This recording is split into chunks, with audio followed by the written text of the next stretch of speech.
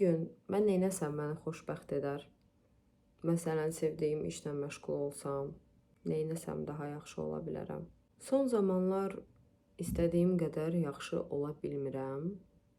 Çünki bəzən belə anlar da həyatda olur. Elə periodlar olur ki, biz o qədər də xoşbəxt özümüzü hiss eləmirik. Amma buna baxmayaraq, çönüb arxama baxanda, indi düşünürəm ki, hər şey yaxşıdır və bəzi hadisələr həyatımızda olur ki, hansısa böyük addımlar üçün, böyük dəyişikliklər üçün və həmişə belə bir anlar, hər şey bir anda olur da, yəni həmişə elə olur. Mənim saçlarım ağarıb, yəni indi kraska boya qoyuram saçlarıma, amma çox saçım ağarıb və bu hamısı bir gündən sonra oldu. Yəni bir ayın içində artıq saçlarımın nə qədər ağ saçımın olduğunu gördüm və bu o gün idi, nə vaxt ki, mənim boşanma, məhkəmə günüm bir günü idi. Amma yəni boşanma ayrı bir şeydir, neysə, məhkəmə başqa bir şeyə görə məhkəmədir və ən pisi də mənim yaxın dostumun öldüyünü öyrəndim o gün. Belarusiyada yaşadığına görə o an öyrənmədim. Sadəcə olaraq mənə artıq o haqda yazanda bildim bunu. Və bu mənim ən stresli, bəlkə də həyatımda ən pis günlərimdən biri idi. Və o gündən sonra saçlarım ağardı. Random olaraq özüm haqda faktlar deyirəm. Əgər qabaq düşünürdümsə, yəni karyeram möhtəşəm olmalıdır, mən istədiyim yerə gedib çatmalıyım. Belə bir şeylərə görə stres keçirdirdimsə, indi öncəliyim özüməm. Yəni karyeradan öncə mən yaxşı olmalıyam. Yəni karyeram məndən sonra gəlir də, təbii ki. Qabaq buna görə özümü çox didirdim, çox həlak eləyirdim və s. İndi elə eləmirəm.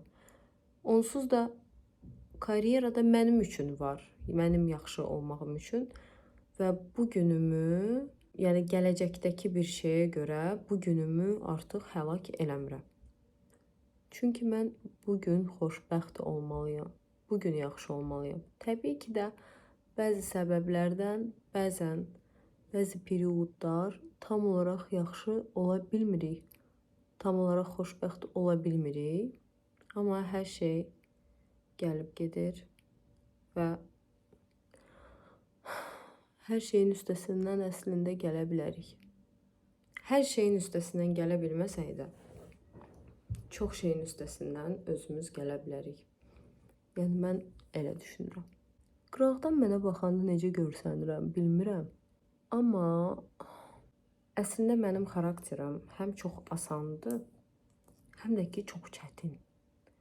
Əgər insan mənə qarşılıqlı hörmət eləyirsə, mənim ona göstərdiyim yaxşı münasibətin qarşılığını verirsə, mən əslində özümə, öz sərhədlərimi qorumaq çərçivəsində insanlarla çox yaxşıyam.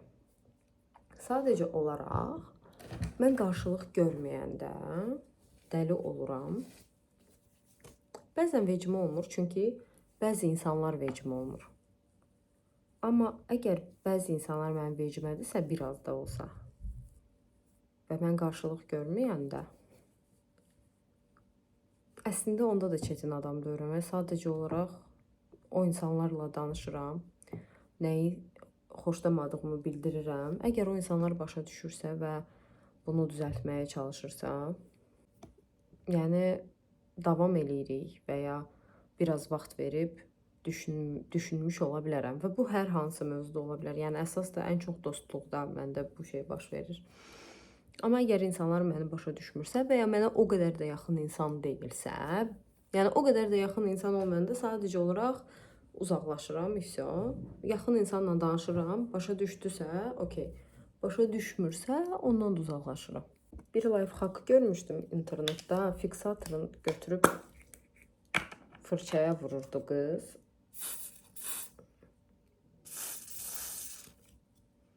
Daha sonra istədiyi hər hansısa teniyə Məsələn, məndə bu olsun. Yox, daha tünd istəyirəm. Seniyə götürüb sadəcə olaraq belə keçdim üstündən. İndi də liner kimi. Göreyim. Ay, gözümə girdi deyəsən. Neyse. En sevdiğim de söz neysədir. Oy, gözümün üstünü tuş eləmişəm. Çox. Davay buranı da çəkək. Wow. Uşaqlıqdan ən böyük problemim ətrafla da, ailəmlə də məni başa düşməməkləri olub. Həmişə belə olub. Yəni məni çox vaxt istəməyiblər uşaqlığında. Ya çox istəyiblər. İstəyəndə də yəni mənim unikallığıma görə, hansısa belə qəribə hərəkətlərimə görə yox, daha çox sadəcə olaraq yaxşı olduğuma görə, insanlara yaxşılıq eləməyə çalışdığıma görə, bu tip şeylərə görə istəyiblər. Və ya mənə həmişə məktəb vaxtı müəllimlər deyirdi ki, mənim Gollywoodski ulubqam var. Neynirəmsə eləyim, bir dənə gülümsəyirəm, vəsə. Məsələn, özümə məxsus hansısa xəsiyyətlərim olduğuna, qəribə hərəkətlərim bəlkə ətrafa görə. Sırf bunlara görə məni başa düşən, belə olduğum kimi sevilən olduğumu deyə bilmərəm ümumi ətraf tərəfindən, tək-tük insanları çıxmaq şərti ilə. Və bu səbəbdən mənim belə bir zəif yerim var. Əgər bəzi insanların mənə aid olduğunu hiss eləyirəmsə və həyatımda çox az elə insan olub da, kimdən ki mən belə bir şey hiss eləmişəm, içdən-içə sanki məni başa düşüblər. Halbuki bunu mənə sözlə deməyiblər, sadəcə olaraq belə hiss eləmişəm və o insanlara qarşı qəribə bir bağım yaranır və bağım olub və rəhmətə gedən dostum da bu insanlardan biri idi. Ağlamaq istəmirəm. Rəhmətə gedən də deyirəm, əslində xristiyan idi o, Belarus idi. Onlara rəhmət oxumaq olar, deyəsən yox. Neysə, mən başım çox çıxmır belə şeylərdə. Məncə insanlar birdir və hamıya Allah rəhmət eləsin demək olar. Neysə. Əslində YouTube-a video çəkməkdən çox xoşum gəlir, nəinki Instagram və TikTok. Sadəcə olaraq YouTube-un videosunu montaj eləməyə axotum olmur, halım olmur. Çox vaxt gedir və bu məni narahat eləyir. Ona görə çoxlu YouTube çəkmirəm və YouTube-da çox az baxış gəlir. Tez inkişaf yoxdur YouTube-da. Kaş ki tez olsa. Bir də ki mənə elə gəlir ki, bizim ölkədə YouTube kulturası, YouTube anlayışı elə bil ki, o qədər də çox inkişaf olunmayıb hələ ki. O mənada ki, yəni bizim insanlar daha çox başqa şeylərə baxır. Ya da ki, mənə elə gəlir. Mənə elə gəlmiş ola bilər. Və bilmirəm nədəndirsə, bəlkə də elə uşaqlıqda məni çox adam başa düşməyib. Yəni, bilmirəm o səbəbdəndir və ya başqa səbəbdəndir. Sadəcə olaraq ya da çox seçiciyəm. Çünki həqiqətən də çox seçiciyəm hər bir şeydə. Yeməkləri çox seçirəm. Məsələn, eyni yeməyi baxır kim necə hazırlayıbsa, sırf o tərzdə sevirəm. Yəni, eyni yeməyi gedim başqa yerdə yeyim, amma onu başqa cür hazırlasınlar. Artıq mənə o ləzzəti vermir. Artıq mənim üçün o yemək olmur.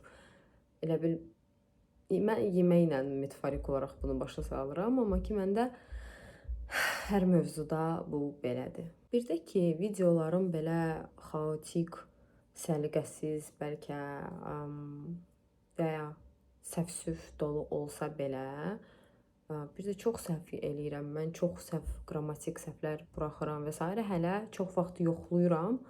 Amma bəzən sadəcə olaraq düz yazdığımdan əmin oluram və ya səhv, prosta random olaraq. Bilirsiniz, bəzən nəyisə biz dəqiq bilirik, amma ki o an ağzımıza gələni yazırıq da. Məsələn, məndə elə olur. Timbole disleksiyam olduğuna görə hərflərlə onsuz da problem yaşayıram. Yəni, belə görsənsə də videolarım əslində çox perfeksionist adamam və mənim perfeksionist olmağım əslində mənə çox mane olur. Belə. Səmimi olaraq sizə nə deyə bilərəm? Bilirsiniz, hər birimiz aid olduğumuz yerdə olsaq, bəlkə daha xoşbəxt olarıq və bir çox şey kaş ki biz sınaqlardan keçmədən həll olunsa. Amma təəssüf ki biz bu sınaqları sınaq düz deyirəm də, sınaqdır da o söz. Elə bildim ki sınıqdır, mən sınaq. Mən sınaq deyirəm. Neysə.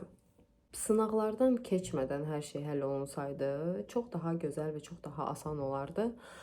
Amma ki bu belə deyil. Çünki sınaqlardan biz ona görə keçmirik ki, həyatın çətinliyi görək, nə bilim, nə belə gic-gic şeylər. Xeyr, biz sınaqlardan keçirik ki, biz başqa bir insan olaq. Başqa bir insan olaraq addım ataq və başqa bir insan olaraq addım ataraq sadəcə olaraq istədiyimizə çata bilərik. Çünki əgər olduğumuz yerdəki insan olaraq biz istədiyimizə çatmamışıqsa, deməli biz artıq başqa insan olmalıyıq da. Və bu səbəbdən bizə həyat çətinliklər gətirir ki, biz o çətinliklərin üstəsindən gələk ki, xəsiyyətimiz formalaşsın. Sadəcə olaraq mən o qədər bezmişəm ki, çox bezmişəm. Özümlə mübarizə aparmaqdan bezmişəm, düzün deyim. Və şəxsi sərhədlərimi qorumaqdan, qorumalı olduğumdan, yaxın insanlarımın məni başa düşməməsindən və bezmişəm. Son zamanlar mənə əslində bir çox mövzular sıxır. Bir mövzuya görə belə qəribə hiss eləmirəm özümü. Amma bilirəm ki, məndə mən varam və mən olduğuma görə mən hər şeyin üstəsindən gələ bilərəm. Öz gücümə inanıram, özümə güvənirəm. Deməli daha güclü olmalıyam. Yəni biraz da özümü qazanmalıyam. Of! Neysə, okey, bugünlük bu qədər. Çox səmimi məncə video alındı. Bilmirəm, baxacaqsınız ya yox. Baxsaz da olar, baxmasaz da olar. Mənim ürəyimdən gəldi paylaşmaq. Əsas odur, özünüzü sevin və heç nəyin sizi sındırmasına icazə verməyin. Və heç kimin də. Sağ olun.